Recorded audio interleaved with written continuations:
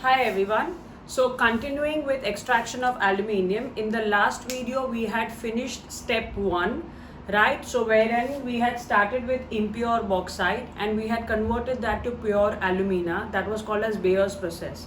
Now I told you the second step, conversion to oxide, is not needed because alumina is already an oxide. So we are directly doing the third step wherein we are talking about pure alumina getting converted into aluminium, right? So we are carrying out the reduction of alumina, and so let's see what the steps are. The process over here is called as Hall-Herold's process. Okay, that is electrolytic reduction of alumina. Now this is carried out in a certain way. There are a lot of give reasons that can come from this point. Okay, so this topic. So basically now in exam for Bayer's process, there are 3 reactions what we studied. So based on that, there can be a 5-mark question, as in there would be 3 reactions asked, small give reasons asked on that. So that could be one part. But for the second part, what we are doing, that is Hall-Herold's process. So there are a lot of equations and a lot of give reasons that can be expected.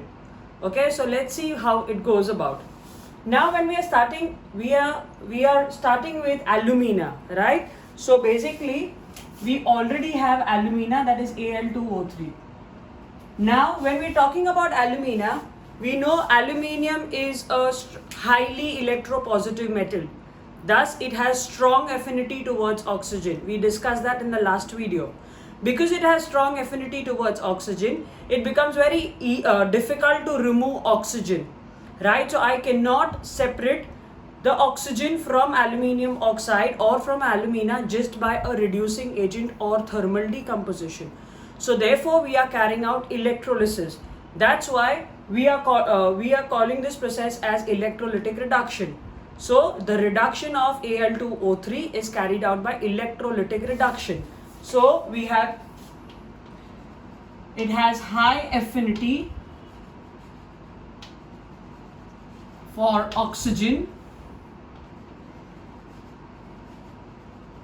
and therefore electrolytic reduction is the only method that can be used to which can be used for the reduction of aluminium oxide. So we understood the first give reason why are we carrying out electrolytic reduction.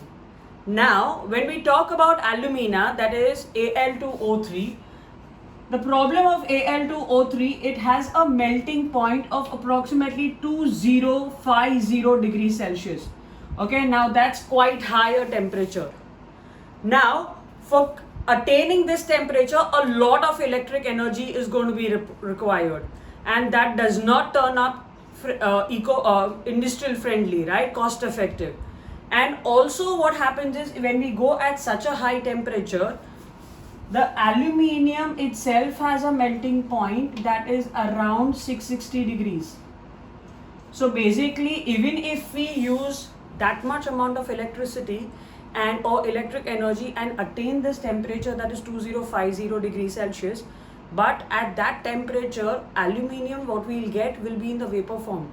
So there will be absolutely no use of carrying out so much of expense or doing so much of expenses, because aluminium is going to vaporize, because the melting point of aluminium is 660 degrees Celsius. So it absolutely makes no sense to carry out the reaction at 2050 degrees Celsius. Why? Because the melting point is 660, and therefore aluminium at such a high temperature will vaporize, and also it requires a lot of electric energy, right? So you understood 2 things.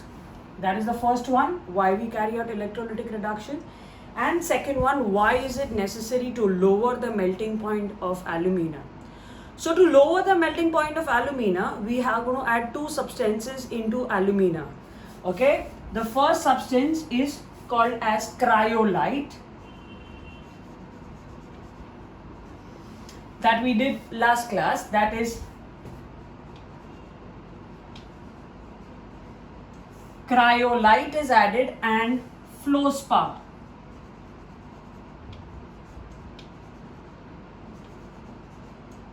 Okay, so you need to remember the formulas. Okay, so cryolite and fluorspar are added. Now try understanding what are cryolite and fluorspar going to do. Now the melting point of alumina was 2050 degrees Celsius. Now when I'm adding cryolite and fluorspar, the fusion temperature, right, the mixture of all three of them drops down to around just 950 degrees Celsius. And now it is much more easier to carry out the reaction. So basically addition of cryolite and fluorspar drops down the fusion temperature to 950 degrees Celsius, 1 point. Also now we need to understand that cryolite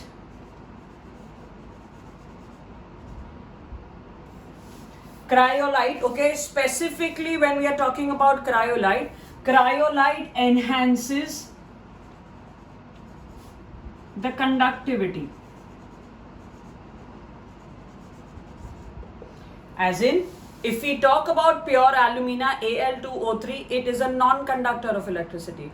So only because I have added cryolite, what will happen is the conductivity is going to take place, and therefore separation of aluminium and oxygen is going to become much more easier. So now try understanding when they ask you the use, and see what kind of question can be asked over here. They might ask you give the formula of cryolite. So you give the formula of cryolite and they might ask you the function of cryolite. Second thing, they might ask you the formula of cryolite and fluorspar and give their functions. Okay, so this is specifically a function of only cryolite, that is it enhances the conductivity because alumina is a non-conductor of electricity, right? Also, when we are adding cryolite and fluorspar together,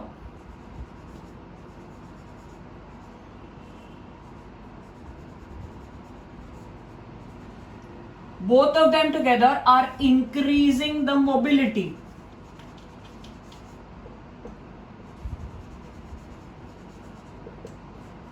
That is by acting as a solvent, means they act as a solvent in which your aluminium and oxygen ions are going to move, right? Okay, so these are the three give reasons that you need to understand for the first part. Okay, then we'll be coming further, and as we understand the process, there might be a few more give reasons that will be following.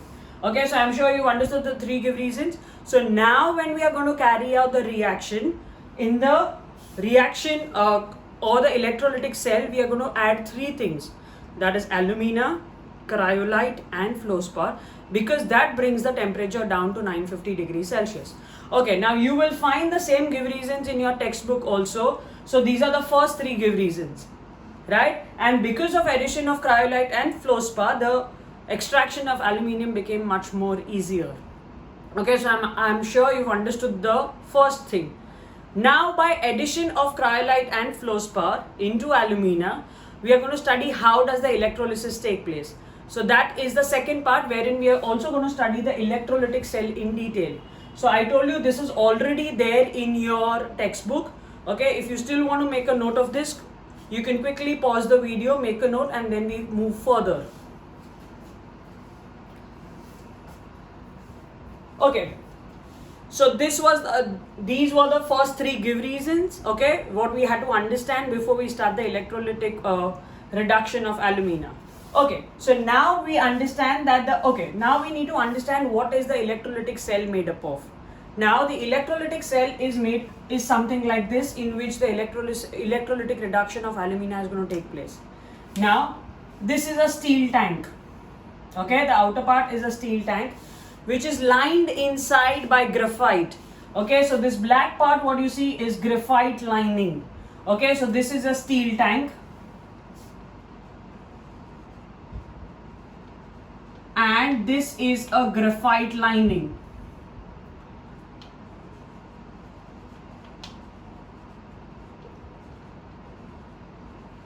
Okay, this graphite lining is acting as cathode. Okay, and you also see these rods. Okay, because these rods are connected to the positive terminal, you know they are called as anode, and they are also made up of graphite. Okay, so these are all anodes. Okay, so all of them are anodes. So you have multiple anodes, that we'll understand why multiple anodes are used over here. Okay, and anode is also made up of graphite. Okay, easy. Yes, so what have we taken? We've taken a steel tank, and the inner lining of the steel tank is made up of graphite. Okay, and in the steel tank rods are inserted. These rods are also made up of graphite, so they make a graphite electrode that is inert in nature, so that does not react. Okay, now further part, what we are doing, so we understood the steel tank. The steel tank has an outlet over here. Why the outlet? Because as aluminium is going to be formed, that has to be removed from time to time. This is connected to the negative terminal, making it the cathode. So this part is the cathode, and this inner part is the negative charge, right? And all of them are connected to the positive terminal, so they become the anode, right? Understood? This is the control lamp, okay? So that also we'll understand as we go further with the part, okay? And that is a series of cells attached together. That's the battery. I'm sure you've understood this. Now let's understand what proportions everything is added and how does the chemical equation go further for it. Okay, now we already know when we're talking about the electrolyte, in the electrolyte, to reduce the fusion temperature, we've added three things, that is alumina, cryolite and fluorspar, right? Okay, now all of these are added in a certain proportion, okay? So you have to remember the proportion the way it is. Okay, so a very easy way of remembering it is, okay, go according to alphabetic order. So I say first is alumina, then I have cryolite, and the third one is called as fluorspar. Okay, I follow the alphabetic order. Now the formulas follow as Al2O3, Na3, AlF6 and CaF2. Okay, so follow the alphabetic order in the names, not in the formulas. Okay, now if you understand this and if you can remember this, remember this is added in a ratio 1:3:1. Okay, so ACF is added in the ratio 1:3:1, right? So I take one part of alumina, one part of fluorspar and three parts of cryolite. Okay, we understood cryolite was also increasing the, yes, we had studied about that point. What was that? Cryolite was increasing the conductivity, and that is why we had added more of cryolite. Okay, so this is the electrolyte. So this, all three of them are added over here. Got it? Okay, so this is the solution through which current is going to pass, and therefore I can call this as an electrolyte. Okay, now the cathode over here, for the reaction what we are using, cathode, what is the cathode? Graphite lining.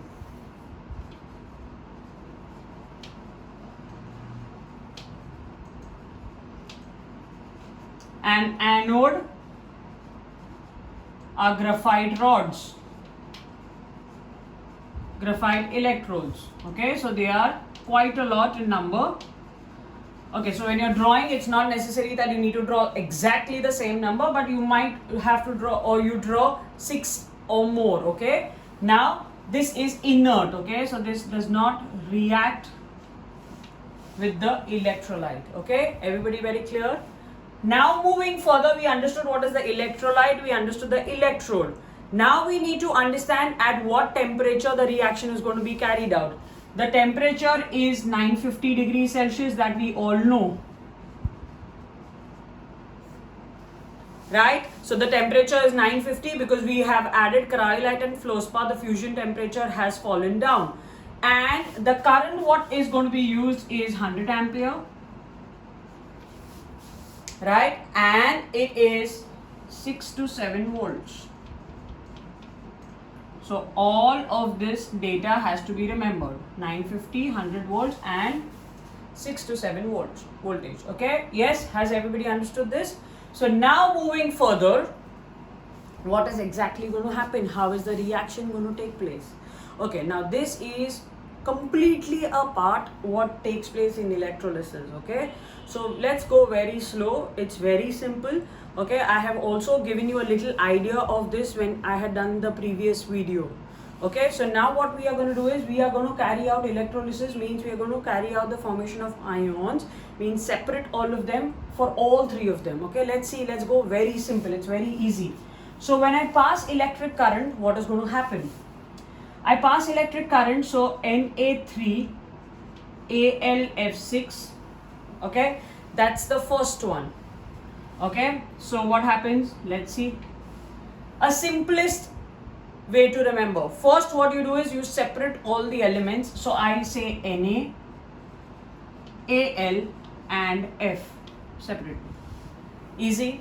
I'm sure everybody knows the valency of aluminium. Valency of aluminium is 3 plus. Sodium valency is 1 plus and fluoride valency is 1 minus. Okay, so you can quickly write down the valencies. Now check for how many sodium atoms are present in the formula. You see 3, so I just quickly write 3 over here. Aluminium is just 1, so I don't need to write anything. And if you see fluorine is 6, so I just say 6 fluoride ions are formed. That's simple. Okay, I hope you've understood this. Okay, if not, with the second example it will be more clear. Okay, now this is cryolite. Fluorspar CaF2. Easy. First thing, write Ca, write F, separate. Okay, when there are just two elements in the formula, okay, you know the valencies are cross multiplied. So this 2 is for calcium, so I say 2 plus, and fluoride is 1 minus. Right? If you know, because over here you find 2, you just write 2. That's it. Simple. Okay, so these ions are also going to be present in the solution. But the main one what we want is Al2O3. That is the main one what we are concerned with. Right? Okay, so we are only concerned with that. Now what are we going to do? We are going to bring about the electrolysis.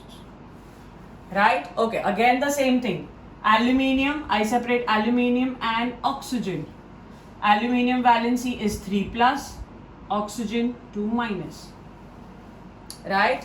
Okay, you see 2 over here and you see 3 over here. Got it? Now Al3 plus is a cation, so cation goes to the cathode. So the cations from the solution are going to go towards the cathode. So I say the reaction what takes place at the cathode.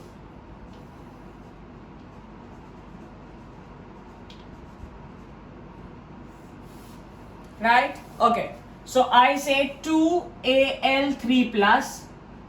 I have explained this to you one more time. If aluminium is running short of 3 electrons, that's why it has 3 plus. So 2 aluminiums are running short of 6 electrons. So how many electrons do they need? 6. So what is the simplest way of remembering it? 3 into 2 makes it 6. So because it's plus, so you put a plus charge and 6 electrons. Right? And that gives you 2 aluminium. Right? Because this becomes plus, this becomes minus. So this is 6 plus, this is 6 minus, and that gives you aluminium. Now try understanding this aluminium, what you are going to get is in the molten state. Why? Because the temperature is 950 degrees Celsius. Remember, aluminium is much more heavier, much more denser than the electrolyte. So aluminium is going to settle down at the bottom. Okay, so what you see, this would be aluminium. Okay, so aluminium is going to settle down at the bottom of the electrolyte. Okay, this is aluminium, and this aluminium will be removed from the tank periodically. So here you will get aluminium. Okay, yes, so remember it's in the molten state. Why? Because the temperature is high. Okay, yes, clear, got it? Now remember, always at the cathode, if you see there's a gain of electrons. And because gain of electron takes place, I call that as reduction. That is gain of electrons. If you can remember it that way also, that is fine. Okay. So this point does not have to be specified in the exam. You can just write reduction, or you know what is reduction, that is gain of electrons. Now let's see what happens to, what reaction takes place at the anode. at the anode, but obviously anions migrate. Now this migrates at the anode. Okay, so I say 3O2 minus. Okay, the same logic. Oxygen has gained 2 extra electrons and therefore developed 2 minus charge. So 3 will have gained 6 electrons. So they have to lose how many electrons? 6.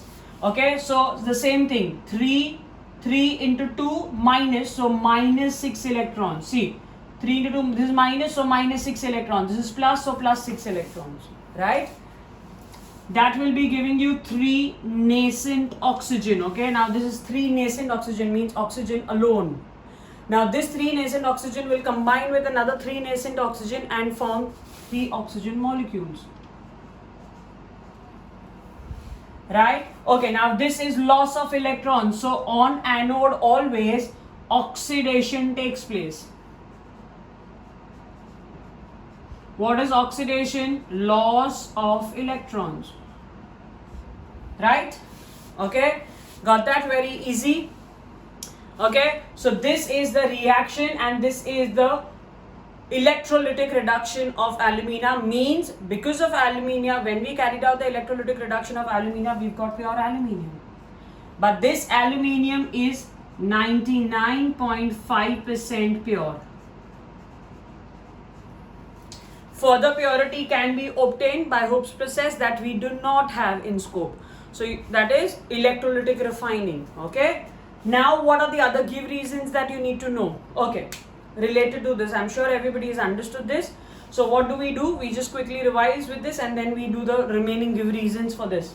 Okay, so we've taken the ratio, that is 1:3:1 according to the alphabetic order, so that's more easier to remember. Alumina cryolite fluorspar taken in the ratio 1:3:1. The anode and cathode, both of them are made up of graphite. The temperature is maintained at 950 degrees Celsius, 100 ampere and 6 to 7 voltage. Okay, now what we are doing is, as we start the reaction, basically all of the 3 are going to undergo, basically you do the electrolysis of all 3 of them. So Na3Al F6, so what do? I write Na, I write Al and I write F. Then I write the respective charges and check the coefficient that is there. So if it's if sodium is 3, so I quickly write that. Both of them are taking part, okay, but the main one what is taking part is alumina, Al2O3, which is giving you this. Aluminium, that is cations, migrate towards the cathode. So I get the metal at the cathode. Aluminium being much more denser than the electrolyte settles down and thus can be removed periodically from the tank. On the anode I have oxygen, so oxygen is going to get collected on the anode. Now one thing.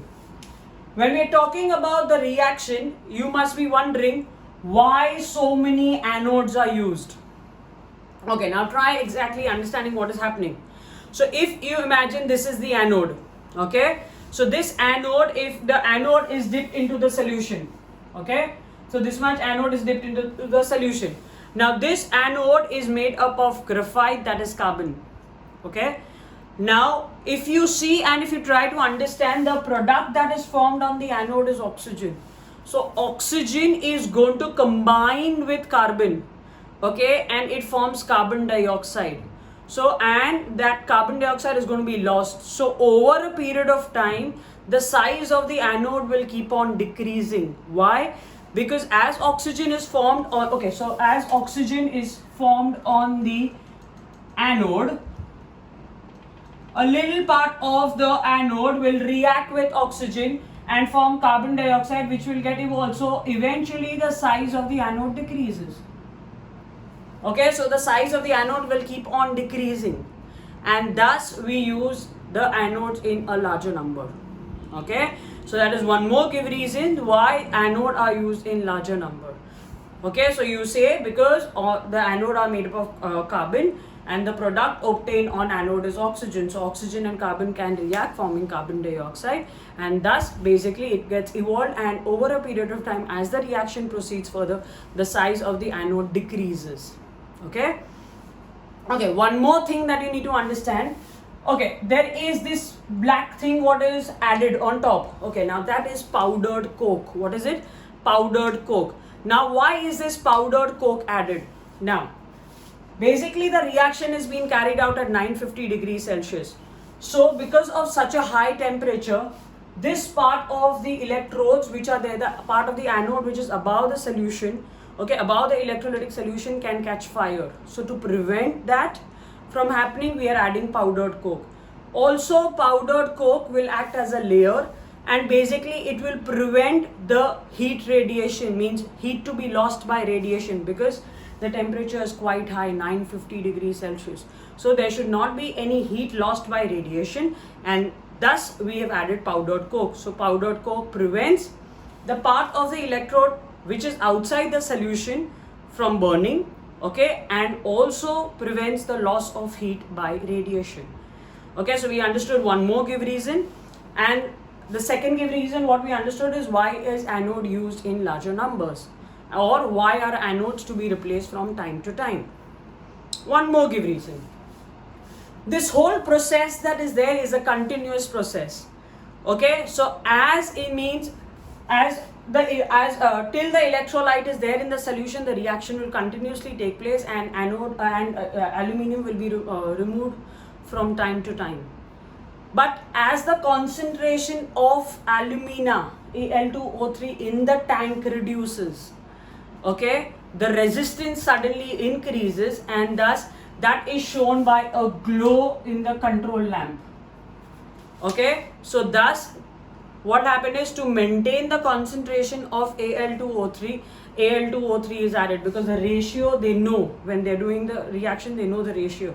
So as this ratio means as the concentration of Al2O3 is dropping, why is it going to drop? Because aluminium is going to be formed. Okay, so as the reaction proceeds further, the concentration of Al2O3 drops. So at one point when it drops, there will be a control alarm or control lamp that might start blinking, and then equal calculated amount of Al2O3 is added, and the reaction proceeds further. Thus we can say extraction of aluminium is a continuous process. Okay, so I'm sure you've understood all the give reasons, the diagram, and the reactions that are taking place in extraction of aluminium, that is electrolytic reduction of alumina, right? Okay, so with that we have finished the Hall-Heroult process. Okay, I told you now over here what we get, aluminium is 99.5% pure. Okay, that can be further purified to get 99.9% pure aluminium, but we usually just remember it as Hoops process, that is by electrolytic refining. We don't have that in detail, we don't have it in scope, so we don't have to study that in much more detail. Okay, so with that we have finished the extraction of aluminium, the whole thing, right? So in extraction of aluminium, we had started with bauxite, impure bauxite. From impure bauxite we came down to alumina, pure alumina, that was Bayer's process. We studied that in the last class. So from Bayer's process, from pure alumina to 99.5% pure aluminium was obtained by Hall-Heroult's process, which is also called as electrolytic reduction of alumina, right? And the further part, that is Hoops process, is not in scope. So in your exam, they might ask you questions based on Bayer's process or questions based on Hall-Heroult's process. They can even ask you the diagram, so the diagram can be studied well. Okay, so with that we have finished the major part of the chapter. So we had started with minerals and ores, the definition. Then we did the 4 steps. Then we did the extraction of aluminium, Bayer's process and Hall-Heroult's process. Now we have just one last thing to be done for the chapter, that is alloys. Okay, so this is again being given in the textbook. Okay, I'm not rubbing it. Okay, so we just quickly finish alloys. Okay, so alloys also, now try understanding. In alloys, there are a lot of alloys that have been specified in your textbook. Okay, so you don't have to study all of them. So if you want, you can mark them in your textbook. You don't have all the alloys, you just have to study 4 alloys. Now with alloys, what is expected to be, what can be expected in your exams? So in alloys, they will either ask you the percentage, that is what is the composition, they'll ask you the uses, right? Or they ask you the definition of alloy and their respective examples. Okay, so let's understand what are alloys. Alloys are basically homogeneous mixtures of metals. Okay, so one metal is taken in a greater proportion, that is called as the base metal. In that, other metals or non-metals are added so that that increases or enhances the property of the base metal. So to understand this better, iron is a very good metal, okay, but the only problem of iron is it undergoes rusting or corrosion. Okay, so that's the only reason you cannot use it in your day-to-day life. So basically what happens is, in iron, other metals and non-metals are added that increases or prevents the rusting of that iron, and thus making it much more easier for it to be used in daily purposes or day-to-day life. Okay, that is what is very common, what we find in our kitchens as stainless steel. Okay, so stainless steel does not undergo corrosion. Okay, so we'll be studying about that. So we have to learn the concentrations. Okay, so we'll quickly see that in the textbook. So that's on the last page of the chapter. Okay, so we can just quickly mark which have to be studied. So that only have to be studied, and only the uses of that and the concentrations of that have to be, percentages of that have to be learned. Okay, so we have that on the last page of our chapter.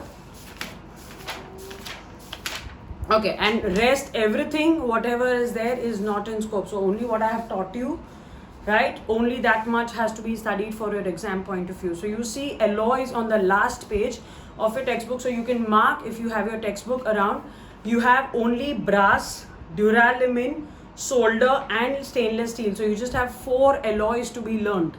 Okay, brass, duralumin, solder and stainless steel.